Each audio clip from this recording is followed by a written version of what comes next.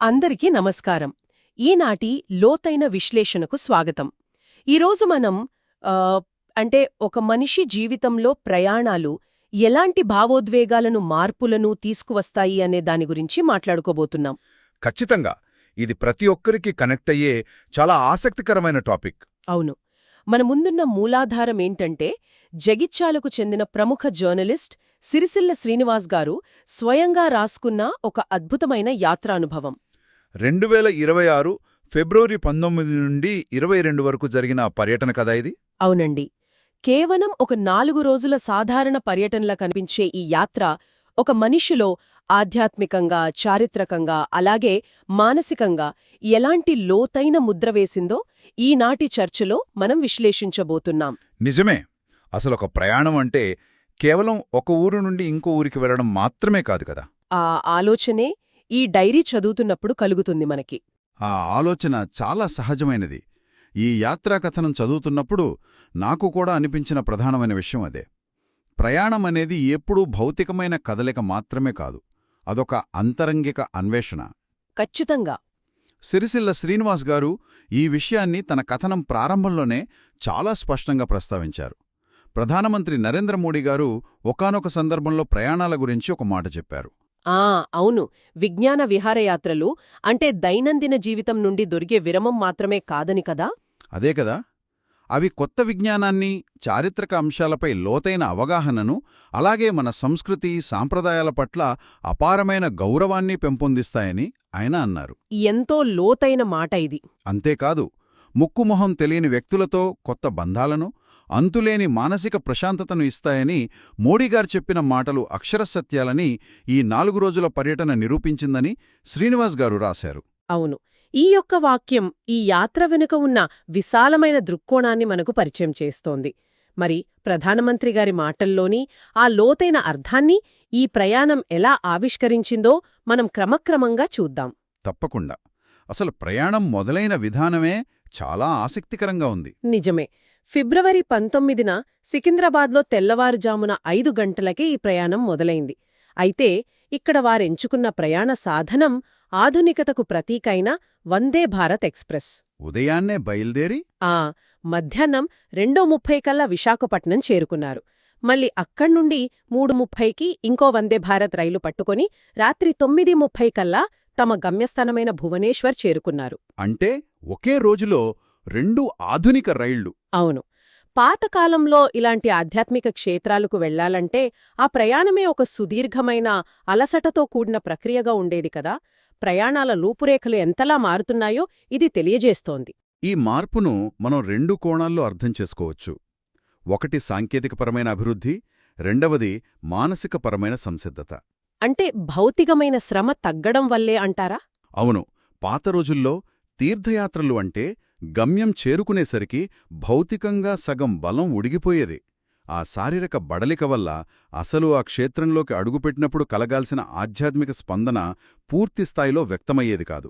ఏకాగ్రత కుదిరేది కాదు అలసట వల్ల. ఖచ్చితంగా. కాని వందే భారత్ లాంటి అత్యాధునిక సదుపాయాల వల్ల ప్రయాణ సమయం, శ్రమ రెండూ భారీన తగ్గుతున్నాయి. తెల్లవారుజామున బయల్దేరి రాత్రికి ఎంతో సౌకర్యవంతంగా భువనేశ్వర్ చేరుకోగలిగారు. దీనివల్ల మరుసటి రోజు దర్శనానికి వాళ్లు చాలా ఫ్రెష్గా ఉండగలుగుతారు కదా. అదే అసలైన లాభం. ఆ మరుసటి రోజు ఉదయం ఆధ్యాత్మిక అనుభూతిని పొందడానికి మనసు, శరీరం రెండూ పూర్తిస్థాయిలో సిద్ధంగా ఉంటాయి. ఈ ఆధునిక సదుపాయాల గురించి మాట్లాడుతుంటే నాకు చిన్న ఉదాహరణ గుర్తొస్తోందిక్కడ. మనకు అత్యంత ప్రాచీనమైన జ్ఞానంతో నిండిన ఒక అరుదైన గ్రంథం చదవాలని ఉందనుకుందాం. అది ఎక్కడో దూరంగా ఉన్న ఒక పాత లైబ్రరీలో దుమ్ముపట్టి ఉంటే అక్కడికి ప్రయాణించి దాన్ని వెతికి తీసేసరికి మనకు చదవాలన్న ఉత్సాహం చాలా వరకు తగ్గిపోతుంది. నిజమే, శ్రమ ఎక్కువైపోతుంది. అదే, ఆ ప్రాచీన గ్రంథం ఒక ఫాస్ట్ ఇంటర్నెట్ కనెక్షన్ ద్వారా క్షణాల్లో మన చేతిలో ఉన్న డిజిటల్ స్క్రీన్ మీదకొచ్చేస్తే ఆ సారాంశాన్ని మనమంత ప్రశాంతంగా ఆస్వాదిస్తామో కదా. చాలా చక్కటి పోలికే ఇది. ఇక్కడ ఈ రవాణా వ్యవస్థ కూడా ఆ ఫాస్ట్ ఇంటర్నెట్ లాగే పనిచేస్తోంది. వేలేళ్ల నాటి ప్రాచీన ఆధ్యాత్మికతకు, నేటి ఆధునిక సదుపాయాలకు మధ్య ఒక వారధి. ఆ వారధి గుండా ప్రయాణించి వారు తమ మొదటి రోజు అసలైన గమ్యాన్ని ఎలా చేరుకున్నారో చూద్దాం. ఆ మరుసటి రోజు ఉదయాన్నే వారి ఆధ్యాత్మిక ప్రయాణం మొదలైంది. ఫిబ్రవరి 20 ఉదయం 6:30కి భువనేశ్వర్లో బయల్దేరారు. అవును, ఉదయం 11:30 కల్లా పవిత్రమైన పూరిక్షేత్రానికి చేరుకున్నారు. అక్కడ ఎంతో కాలంగా మనసులో ఆరాధిస్తున్న జగన్నాథుడు, సుభద్ర, బలరామస్వామివార్ల దర్శనం కనులారా చేసుకోవడం జరిగింది. అదొక అద్భుతమైన మానసిక ప్రశాంతతనిస్తుంది కదా. ఖచ్చితంగా. ఇక్కడ భౌతికమైన ఆలయ నిర్మాణం కంటే ఒక భక్తుడు ఆ గర్భగుడిలోకి ప్రవేశించినప్పుడు ఏర్పడే వాతావరణం గురించి మాట్లాడుకోవాలి. వేలాది మంది భక్తుల మధ్య ఉన్నప్పటికీ ఆ మూర్తులను చూడగానే మనసులో ఒక అద్భుతమైన శూన్యత, ప్రశాంతత ఆవరిస్తోంది. మనలో మనం లీనమైపోయే క్షణాలవి. అవును, ప్రాపంచిక విషయాల నుండి పూర్తిగా వేరు చేస్తోంది. పూరి దర్శనం తర్వాత వారి యాత్ర పూర్తిగా భిన్నమైన వాతావరణంలోకి అడుగుపెట్టడం ఇక్కడ మరో ఆసక్తికరమైన కోణం. అంటే దైవచింతన నుండి ప్రకృతి ఒడిలోకి వెళ్లారు కదా. కరెక్ట్. పూరి నుండి వారు రాంచండీ బీచ్కు చేరుకున్నారు. ఒకవైపు అనంతమైన సముద్రపు అలల ఘోష, మరోవైపు ఆ ఇసుక తిన్నెలపై ఒంటె సవారీ చేయడం. భలే మార్పు కదా ఇది. అవును. దేవుడి సన్నిధిలో ఉన్నంతసేపు భక్తితో నిండిన మనసు బీచ్కొచ్చేసరికి ప్రకృతితో మమేకమైపోయింది. ఆ తర్వాత వారు ప్రసిద్ధ కోణార్క్ సూర్యదేవాలయం చేరుకున్నారు. ఇక్కడ మనం ఒక ముఖ్యమైన అంశాన్ని ప్రస్తావించాలి. ఆ ఏర్పాట్ల గురించే కదా. అవును. ఆధ్యాత్మిక క్షేత్రం నుండి చారిత్రక క్షేత్రానికి వెళ్లే ఆ మధ్య సమయంలో శ్రీ లక్ష్మీ నరసింహ టూర్స్ ప్రతినిధి సుధాకర్ గారు ఒక చక్కటి భోజన సదుపాయాన్ని ముందుగానే ప్లాన్ చేశారు. యాత్రికులు ఆకలితోనో అలసటతోనో ఇబ్బంది పడకుండా ఇలాంటి ఏర్పాట్లు ఉన్నప్పుడే తర్వాత చూడబోయే చారిత్రక కట్టడం మీద మనసు పూర్తిగా లగ్నమవుతుంది. నిజమే. అలా భోజనం ముగించుకొని మధ్యాహ్నం 3:30కి కోణార్క్ సూర్యదేవాలయం చేరుకున్నారు. గైడ్ సాయంతో ఆ విశిష్టతను తెలుసుకున్నారు. ఈ కోణార్క్ దేవాలయం విషయానికి వస్తే, ఒక గైడ్ సహాయంతో అక్కడి శిల్పకళా విశిష్టతను తెలుసుకోవడం ఒక అన్వేషకుడికి దొరికే గొప్ప వరం. అది కేవలం ఒక రాతి కట్టడం కాదు. రథం, చక్రాలను సూర్య ఘడియారాలుగా మలిచిన వందలేళ్లనాటి మానవ మేధస్సుకు సజీవ సాక్ష్యం. అద్భుతమైన ఇంజనీరింగ్ అది. ఇక్కడే మన ఆలోచనా పరిధి ఎలా విస్తరిస్తుందో చూడొచ్చు. ఉదయపు వేళ పూరి జగన్నాథుని గుడిలో అత్యున్నత భక్తి కనిపిస్తే, సాయంత్రానికి కోణార్క్ దేవాలయంలో మానవ సృజనాత్మకతకు సంబంధించిన శిఖరాగ్రం కనిపిస్తుంది. ఉదయం దైవచింతన, మధ్యాహ్నం ప్రకృతి, సాయంత్రం చరిత్ర. ఇలా ఒకే రోజులో ఈ మూడింటినీ అనుభవించడం వల్ల ఒక మనిషి దృక్కోణం ఎంతలా విశాలమవుతుందో అర్థం చేసుకోవచ్చు.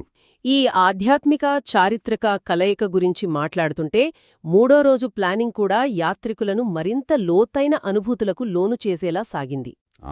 మూడో రోజు ప్రయాణం శక్తిపీఠాలు, శైవక్షేత్రాల చుట్టూ తిరిగింది గదా. అవునండి. ఫిబ్రవరి 21న ఉదయం 8:30కి భువనేశ్వర్ నుండి జాజ్పూర్లో ఉన్న ప్రసిద్ధ బ్రిజాదేవి శక్తిపీఠం దర్శనానికి వెళ్లారు. అమ్మవారి దర్శనం చేసుకున్న తర్వాత మళ్లీ సాయంత్రం 4 గంటలకు భువనేశ్వర్లోని అతి ప్రాచీనమైన లింగరాజ్ టెంపుల్ను సందర్శించారు. భువనేశ్వర్కే తలమానికం ఆ ఆలయం. నిజమే. దానికి కొనసాగింపుగా రాత్రి కేదారగౌరీ ఆలయ దర్శనం కూడా పూర్తయింది. ఒకవైపు శక్తిపీఠం, మరోవైపు ప్రాచీన శైవక్షేత్రాలు. ఇన్ని తిరిగినా సరే రాత్రి 9 గంటలకల్లా ఎలాంటి హడావిడి లేకుండా తమ బసకు చేరుకున్నారు. ఒకే రోజులో భిన్నమైన ఆధ్యాత్మిక తత్వాలను ఆస్వాదించడమనేది ఈ రోజు పర్యటనలో ఉన్న ప్రధాన ఆకర్షణ. బ్రిజదేవి శక్తిపీఠం అమ్మవారి తత్వానికి, ఉగ్రస్వరూపాలకు ప్రతీక. అయితే లింగరాజ్ టెంపుల్ శైవ సంప్రదాయానికి, లయకారకుడి నిశ్చలత్వానికి ప్రతీక. 2 వేర్వేరు తరంగాలన్నమాట. అవును. ఈ రెండింటినీ ఒకే రోజులో స్వీకరించడం అపారమైన మానసిక శక్తినిస్తోంది. అయితే ఇన్ని క్షేత్రాలను ప్రశాంతంగా దర్శించుకోగలగడం వెనుకున్న బలమైన వ్యవస్థను మనం గమనించాలి. ఆ ప్లానింగ్ గురించి ఖచ్చితంగా మాట్లాడుకోవాలి మనం. శ్రీ లక్ష్మీ నరసింహ టూర్స్ నిర్వాహకులు ప్రహ్లాద్ గారు, అలాగే భోజన సదుపాయాల్లో లోపం రాకుండా కిచెన్ బాధ్యతలు చూసుకున్న ఆయన పెద్ద కుమారుడు మరియు మరో కుమారుడు ప్రవీణ్ల కృషి ఇందులో కీలకం. ఆ లాజిస్టిక్స్ వల్లే యాత్రికులు కేవలం తమ ఆధ్యాత్మిక అన్వేషణపైనే దృష్టి పెట్టగలిగారు కదా. పర్ఫెక్ట్ లాజిస్టిక్స్ అంటే ప్రయాణికులకు కనపడకుండా వారి అనుభవాన్ని మెరుగుపరిచేలా ఉండాలి. ఇక్కడ సరిగ్గా అదే జరిగింది. ఇక ఈ ప్రయాణంలో అత్యంత ఉద్వేగభరితమైన ఘట్టం 4వ రోజు అంటే తిరుగు ప్రయాణంలో జరిగింది. విశాఖపట్నంలో జరిగిన ఆ సంఘటన కదా. అవును. ఫిబ్రవరి 22న ఉదయం 5:15కి భువనేశ్వర్లో వందే భారత్ రైలెక్కి 11:30కి విశాఖ చేరుకున్నారు. తదుపరి రైలుకు మధ్యలో ఒక 3 గంటల విరామం మాత్రమే దొరికింది. ఆ సమయంలో సింహాచలం వెళ్లాలనుకున్నారు. అవును, అప్పన్న దర్శనానికి వెళ్దామననుకున్నారు కాని ప్రాక్టికల్గా సమయం సరిపోదని ఆ ఆలోచనను విరమించుకున్నారు. దానికి ప్రత్యామ్నాయంగా దగ్గర్లో ఉన్న విశాఖవాసుల ఇలవేల్పు శ్రీ కనకమహాలక్ష్మి ఆలయానికి ఒక ఆటోలో వెళ్లారు. ఇక్కడ ఎవరూ ఊహించని ఒక అద్భుతం జరిగింది. అసలు ఒక ఆహా మోమెంట్ అది.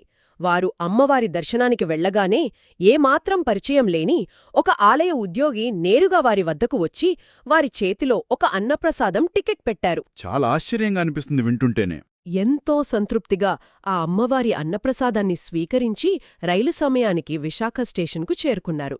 సింహాచలం వెళ్లలేకపోయామే అన్న చిన్న వెలితిని ఆ కనక మహాలక్ష్మి ప్రసాదం ఎలా తీర్చేసిందో కదా. ఇలాంటి అనుభవాలే ఒక సాధారణ యాత్రను జీవితాంతం గుర్తుండిపోయే ప్రయాణంగా మారుస్తాయి. దీన్ని మానసిక శాస్త్రపరంగా విశ్లేషించవచ్చు. యాత్రల్లో ఉన్నప్పుడు మనుషులు సహజంగానే విశ్వం నుండి కొన్ని సంకేతాలను ఆశిస్తుంటారు. నిజమే, ఒక రకమైన కనెక్షన్ ఫీల్ అవుతారు. సింహాచలం వెళ్లలేకపోయిన నిరాశను పక్కన పెట్టి కనకమహాలక్ష్మి దర్శనానికి వెళ్లాలన్న వారి నిర్ణయాన్ని ఆ దైవం ఆమోదించిందనడానికి ప్రతీకగా టికెట్ను చూస్తారు. లాజికల్గా చూస్తే అదొక కాకతాళ్య సంఘటన కావచ్చు. కాని ఒక అన్వేషకుడికి అది తార్కికమైన ఆలోచనలకు అతీతమైన విషయం. భగవంతుడు తన ప్రయాణాన్ని ఆశీర్వదిస్తున్నాడు అని నమ్మేలా చేసే ఒక బలమైన భావోద్వేగ అనుభూతి ఇది. ఈ ఆశీర్వాదంతో పాటే ఈ డైరీలో నన్ను బాగా కదిలించిన మరో ఎమోషనల్ పాయింట్ ఉంది. ఈ పర్యటనలో శ్రీనివాస్ గారికి ఒక కొత్త కుటుంబం పరిచయమైంది. ఆ కొత్త బంధాల గురించి మోడీగారు చెప్పిన మాటలిక్కడ గుర్తొస్తాయి మనకి. అవును, పాత్రికేయ రంగం నుండి వచ్చిన శ్రీమతి వసుంధరా సూర్యప్రకాష్ గారు, ఏపీటీఎస్లో పనిచేసి రిటైరైన సూర్యప్రకాష్ వసుంధర గారు మరియు వారి కూతురు డాక్టర్ ప్రత్యూష. వేర్వేరు రంగాలకు చెందిన వ్యక్తులు. అవును, ఈ 4 రోజుల ప్రయాణంలో శ్రీనివాస్ గారికి వారితో ఎంతటి ఆత్మీయ బంధం ఏర్పడిందంటే వారు ఆయన్ని సొంత అన్నలా అన్నా అని పిలవడం మొదలుపెట్టారు. ప్రయాణాలకున్న అతిపెద్ద సామాజిక శక్తి ఇదేనండి. మనం దైనందిన జీవితంలో ఉన్నప్పుడు మన హోదా, వృత్తి అనే కనపడని గోడలు కట్టుకుని ఉంటాం. కంఫర్ట్ జోన్ దాటి ఇతరులతో సులభంగా కలవలేము కదా. కాని ఒక యాత్రలో ఉన్నప్పుడు ఆ గోడలు వాటంతటవే బదలవుతాయి. అందరూ తమ ఇళ్లకు దూరంగా ఒకే వాతావరణంలో పయనిస్తున్నప్పుడు సమాజం అంటించిన లేబుల్స్ అన్నీ మాయమైపోతాయి. జర్నలిస్ట్, రిటైర్డ్ అధికారి, డాక్టర్ ఇవన్నీ పక్కకి వెళ్ళిపోయి సహచరులు అనే భావన మాత్రమే మిగులుతుంది. అందుకే కేవలం 3 రోజుల్లోనే అన్నా అని పిలుచుకునేంత స్వచ్ఛమైన బంధం ఏర్పడింది. యాత్రలు కొత్త బంధాలను ఇస్తాయి అనడానికి ఈ సంఘటన ఒక నిలువెత్తు ఉదాహరణ. ఇక ఈ పర్యటనం మొత్తం ముగించుకుని తిరిగి విశాఖ నుండి వందే భారత్ రైలులో రాత్రికి సురక్షితంగా సికింద్రాబాద్ చేలుకోవడంతో ఈ డైరీ ముగుస్తుంది. ఒక అందమైన జ్ఞాపకంతో అన్నమాట. అవును, యాత్ర ముగింపులో శ్రీనివాస్ గారు, ప్రోగ్రాం కోఆర్డినేటర్ సుధాకర్ గారిని, అలాగే నిర్వాహకులను పేరుపేరున గుర్తు చేసుకుని కృతజ్ఞతలు చెప్పడం చూస్తే ఆ యాత్ర వాళ్ల మనసులపై ఎంతటి సానుకూల ప్రభావాన్ని చూపించిందో అర్థమవుతుంది. ఈ 4 రోజుల ప్రయాణాన్ని మనం ఒకసారి వెనక్కి తిరిగి చూసుకుంటే ఇది కేవలం కొన్ని ప్రదేశాలను చూసి రావడమనే భౌతిక పరిమితులకు మించినది. ఒక యాత్రికుడు టెక్నాలజీ సాయంతో ప్రయాణ బడలికను జయించాడు. పూరి దర్శనంతో భక్తిని తట్టిలేపుకున్నాడు. కోణార్క్లో చరిత్రను అర్థం చేసుకున్నారు. అవును, శక్తిపీఠాలు, శైవక్షేత్రాల ద్వారా భిన్న తత్వాలను అవగాహన చేసుకున్నాడు. అన్నింటికి మించి తనను అన్నా అని పిలిచే కొత్త ఆత్మీయులను సంపాదించుకున్నాడు. ఇవన్నీ ఒకచోట చేరినప్పుడే మనిషి పరిణితి చెందుతాడు. ఇదే నిజమైన యాత్రకు పరమార్థం. ఈ డైరీలోని ప్రతి పేజీ మనకొక కొత్త విషయాన్ని నేర్పించింది. చివరగా ఈ విశ్లేషణ విన్న తర్వాత మన అందరి మనసులో మెదిలే ఒక ఆలోచనను ఇక్కడ ప్రస్తావించాలి. చెప్పండి. మనం ఒక ప్రయాణం ముగించి ఇంటికి తిరిగి వచ్చినప్పుడు మనతో పాటు తీసుకొచ్చేది కేవలం గుడిలో ఇచ్చిన ప్రసాదాన్నో, ఫోనులో ఫోటోలనో మాత్రమే కాదు కదా. దారిలో పరిచయమైన ఆత్మీయుల చిరునవ్వులు, ఏ పరిచయం లేని చేతుల మీదుగా అనుకోకుండా దొరికిన ప్రసాదం, 100 ఏళ్ల క్రితం కళ్లముందు కదిలిన మహాచరిత్ర. ఇవన్నీ మన మనసును ఎంతో మార్చేస్తాయి కదా. అవును, అసలు మనం చేసే ప్రతి ప్రయాణం మనల్ని మనకు కొత్తగా పరిచయం చేయడానికి ఆ ప్రకృతి వేసే ఒక అద్భుతమైన ప్రణాళికేమో కదా అనిపిస్తోంది. చాలా లోతైన ఆలోచన ఇది. ఈనాటి లోతైన విశ్లేషణను విన్నందుకు ధన్యవాదాలు. మళ్ళీ మరో ఆసక్తికరమైన అంశంతో కలుద్దాం.